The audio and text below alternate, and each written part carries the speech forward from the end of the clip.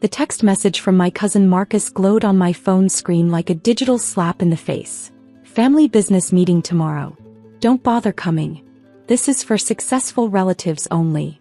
I sat in my private office on the 50th floor of Sterling Tower, surrounded by floor-to-ceiling windows offering a panoramic view of Manhattan, and laughed. Below me, the bustling headquarters of Sterling International, the company I secretly owned, continued its daily operations. If only my family knew that their biggest client was actually run by their unsuccessful relative. The Sterling Group had been my family's white whale for years.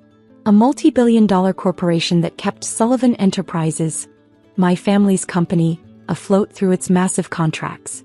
They worshipped Sterling like a golden goat, never knowing that I had built it from scratch under a different name. Miss Sullivan? My assistant's voice came through the intercom.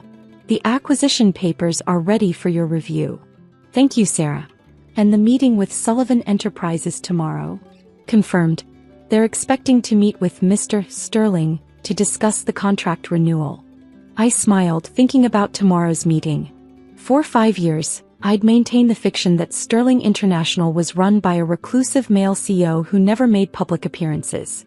My family had built entire strategies around trying to please this mysterious figure, while treating me, their own flesh and blood, like a business failure. 5 years ago, when I tried to join Sullivan Enterprises with my fresh MBA from Wharton, my uncle, the CEO, had patted my head and suggested I start in the mail room. My cousin Marcus, already a VP thanks to nepotism, had laughed and said women weren't cut out for real business. So I left, using my inheritance from Grandma, the only one who believed in me, to start Sterling International. While they thought I was finding myself, or probably working retail, I was building an empire that would eventually become their company's lifeline. My phone buzzed again. Another message from Marcus. Don't tell Uncle Robert you weren't invited. It's embarrassing enough having a failure in the family. I opened my laptop, reviewing Sterling's latest financial reports. Our profit margins were triple that of Sullivan Enterprises. Our stock had split twice in the past year. And tomorrow, during their precious family business meeting, they would learn that their biggest client had just acquired controlling interest in their company. Sarah, I called through the intercom. Is everything ready for tomorrow? Yes, Miss Sullivan. The lawyers have prepared all the documents. The board members have been notified of the change in ownership. And your family, they still have no idea. I stood up, walking to the window to look at the Sullivan Enterprises building in the distance. They thought they were having a simple contract renewal meeting with their biggest client. Instead, they would discover that the cousin they banned from business meetings now owned their company. One more thing, I added. Make sure the security cameras in the conference room are recording. I want to capture their faces when they find out. I picked up a small silver frame from my desk, the only personal item in my minimalist office. It showed my grandmother on the day she gave me my inheritance. They'll underestimate you, she had said. That's your advantage. Build something so big they can't ignore it, then show them who you really are. My phone buzzed one last time. An email from Uncle Robert. Important meeting tomorrow with Sterling International. The future of our company depends on this contract renewal. Try not to embarrass us if anyone sees you around the building. I closed my laptop, gathering the documents I would need for tomorrow. They had no idea that their future didn't depend on a contract renewal. It depended on the mercy of the cousin they had dismissed, belittled, and banned from their precious business meetings. Tomorrow they would learn what real success looks like. And it wouldn't be what they expected. As I left my office that evening, I caught my reflection in the polished elevator doors. I didn't look like someone who had been excluded from family business meetings. I looked like someone who was about to own those meetings. Tomorrow would be interesting indeed. Sarah, I called one last time before leaving. Make sure there's fresh coffee in the conference room tomorrow. I have a feeling my family's going to need it. The stage was set. In less than 24 hours, Sullivan Enterprises would learn that their mysterious client, their business lifeline, their corporate hero Mr. Sterling, was actually the female cousin they had deemed unworthy of their precious family business meetings. Sometimes the best revenge isn't getting even. It's becoming so successful they can't ignore you anymore. And tomorrow ignoring me would no longer be an option. The Sullivan Enterprises conference room buzzed with nervous energy as my family assembled for their exclusive business meeting. Through the hidden camera feed streaming to my phone, I watched them arrange themselves around the massive oak table, a relic of their outdated approach to business just like their attitudes. Uncle Robert sat at the head naturally, Marcus to his right, preening in his oversized Rolex. Aunt Patricia, the CFO despite her questionable math skills, nervously shuffling papers. The whole royal court of corporate mediocrity, waiting to meet their savior, Mr. Sterling. My phone buzzed. Marcus again, don't even think about trying to sneak in. Security has your photo. I smiled, adjusting my Chanel suit as my private elevator descended to the executive parking level. They had my photo all right, as the CEO of Sterling International, though they didn't know it yet. Miss Sullivan, my driver opened the car door. Sullivan Enterprises has confirmed the meeting. They're all waiting for Mr. Sterling. Perfect, I checked my watch. Right on schedule. The drive took exactly 7 minutes. Enough time to review the acquisition documents one last time. 5 years of careful planning had led to this moment. 5 years of watching them run their company into the ground while depending on Sterling's contracts to stay afloat. Through the lobby's glass doors, I could see the security guard who had thrown me out last year when I tried to attend a shareholders' meeting. He straightened up as I approached, not recognizing me in my executive attire. Sterling International, I stated coolly, holding up my CO badge. For the contract renewal meeting. Of course, ma'am. Top floor, they're all waiting for Mr. Sterling. Indeed they are, I murmured, stepping into the elevator. My phone streamed their conversation as I ascended. Uncle Robert, this meeting has to go perfectly. Sterling International represents 60% of our annual revenue. Marcus, don't worry, Dad. I've prepared a killer presentation. Aunt Patricia, thank God we didn't let Sarah mess this up. Can you imagine her in a meeting this important?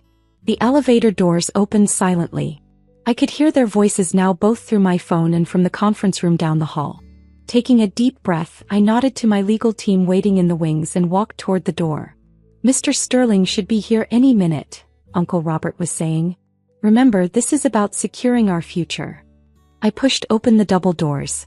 The room fell silent. Marcus's mouth hung open mid-sentence. Aunt Patricia dropped her papers. Uncle Robert stood up so quickly his chair rolled backward. What are you doing here? Marcus found his voice first. This is a private meeting. I know, I smiled, taking my time to walk to the head of the table. That's why I'm here. Security. Uncle Robert reached for the phone. I wouldn't do that, I said calmly, placing my briefcase on the table. It might upset your biggest client. Confusion crossed their faces. Then shock as my legal team filed in behind me, carrying folders emblazoned with the Sterling International logo. What is this? Aunt Patricia whispered. I sat down in Uncle Robert's chair. He was still standing, frozen in disbelief. This, dear Aunt, is the contract renewal meeting you've been so anxious about. Though we should probably discuss the acquisition first. Acquisition? Marcus laughed nervously. What acquisition? I opened my briefcase, removing a thick document. The acquisition of Sullivan Enterprises by Sterling International. Effective as of... I checked my watch 20 minutes ago. The color drained from Uncle Robert's face. But Mr. Sterling doesn't exist, I finished for him. Never did. I'm the CEO and owner of Sterling International. Have been since I founded it 5 years ago. Impossible, Marcus sputtered. You're a failure. You couldn't even get a real job. I nodded to my legal team who began distributing documents. Actually, cousin, I built a company that's now worth 20 times what Sullivan Enterprises is worth. While you were busy excluding me from meetings, I was busy becoming your biggest client. And now your new owner. The room erupted in chaos. Marcus lunged for the documents, reading frantically. Aunt Patricia seemed to be having trouble breathing. Uncle Robert just stared at me, his face ashen. This is a joke, he finally said. You didn't. I pulled up Sterling International's financial records on the conference room screen. 5 years of growth. 3 international expansions. 2 successful IPOs. But while you thought I was, what was it? Finding myself? As they stared at the numbers, the billions in revenue, the global reach, the innovation awards, I saw the moment reality finally hit them. The cousin they had banned from meetings now owned their company. The woman they had dismissed as a failure was now their boss. And the future they had been so worried about? It was sitting in their chair, smiling at their shocked faces. Now then, I said, opening my laptop. Shall we discuss the new direction of Sullivan Enterprises? I have some ideas about modernization that you might find interesting. The meeting was just beginning and I had 5 years of exclusion to address. This would be a very interesting discussion indeed.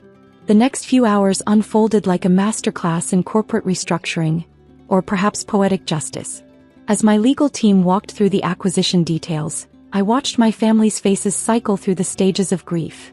Denial, anger, bargaining, depression, and finally, a very reluctant acceptance. This can't be legal, Marcus kept muttering, flipping through the documents for the 10th time. We would have known if Sterling was yours. I pulled up another screen. You mean like these board meeting minutes from last year? When you specifically said, and I quote, "We don't need to do due diligence on Sterling International. They're too big to worry about ownership structure." Aunt Patricia had stopped trying to argue and was now just staring at her calculator, repeatedly running numbers that wouldn't change. The Sullivan Enterprises stock had already jumped 40% since the announcement of the acquisition, ironically making my family richer. On paper at least. The employees, Uncle Robert finally spoke, his voice hoarse. What happens to them? Interesting that you're asking about them now, I replied, opening another file. Like Thomas in accounting, whom you were planning to fire next week. Or Sarah from marketing, whose promotion you blocked because she was too ambitious. Their faces showed guilt. They knew it was true. The competent employees will stay with better benefits and actual opportunities for advancement. The ones who are here because of nepotism, I looked pointedly at Marcus, will need to prove their worth. You can't do this to us, Marcus protested. We're family. Family. I laughed, but there was no humor in it.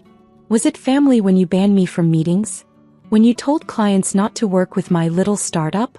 When you spread rumors about my failure at every industry event? The room fell silent. But here's the interesting thing, I continued, standing to walk around the table. While you were busy mocking me, I was building something extraordinary. Sterling International isn't just bigger than Sullivan Enterprises. It's better. More innovative. More inclusive. More profitable. I tapped a key on my laptop, and the screens filled with comparative data. Sterling's employee satisfaction rates, client retention numbers, market share growth. Next to Sullivan's declining metrics, the contrast was stark. Sarah, I called to my assistant through the intercom, please send in the new organizational charts. As the documents were distributed, I watched their eyes widen at the changes. The bloated management structure was gone, replaced by a streamlined system based on merit rather than family connections. Marcus, I turned to my cousin, you'll be reporting to our new head of sales. Remember Jennifer? The one you said wasn't executive material last year? She's been running Sterling's Asia division quite successfully. He slumped in his chair, the Rolex suddenly looking more like a shackle than a status symbol. Aunt Patricia, our forensic accountants would like to meet with you about some interesting entries in the books. And Uncle Robert, I faced my former tormentor, I believe your office has a lovely view. I'll need it cleared by tomorrow. Tomorrow, he sputtered. But where will I? The 3rd floor has some open cubicles, I smiled. Perfect for learning the business from the ground up. Isn't that what you always told me? My phone buzzed with messages from other family members, probably just hearing the news. Please tell me it's not true. We can explain. Can we talk about this? I ignored them all, focusing instead on the message from my grandmother. Saw the news. They never saw you coming, did they? So proud of you, sweetheart. One last thing, I announced to the shell-shocked room. The company name will be changing. Sterling Sullivan has a nice ring to it, don't you think? Though eventually we'll probably drop the Sullivan part entirely. As my legal team began wrapping up, I picked up my briefcase and headed for the door. But I paused, turning back one last time. Oh, and Marcus? About those family business meetings? They're still happening, every Monday at 9 a.m. Don't bother coming. They're for successful relatives only.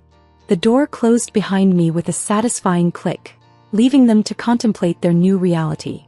Through the glass, I could see them sitting there, still stunned, while outside their windows the city skyline sparkled with possibility. My assistant fell into step beside me. The press is waiting for a statement about the acquisition. And the employees are gathering in the lobby. Perfect, I smiled, heading for the elevator. It's time to show everyone what the future looks like. In the lobby, hundreds of employees waited nervously, wondering what the acquisition meant for them. As I stepped up to the podium, I saw hope in their eyes. Hope that maybe finally things would be different. Good afternoon, I began. I'm Sarah Sullivan, CEO of Sterling International and your new chief executive. Some of you may know me as the cousin who wasn't allowed in meetings. Others might remember me as the woman who was told to start in the mailroom. Today, I want to tell you about my vision for this company's future. As I outline my plans for modernization, equal opportunity, and merit-based advancement, I caught sight of my family watching from the conference room above. They had underestimated me for the last time. Sometimes success isn't about getting revenge. It's about proving that the people who dismissed you were wrong all along. And sometimes, the best way to handle being banned from meetings is to buy the company and run them yourself.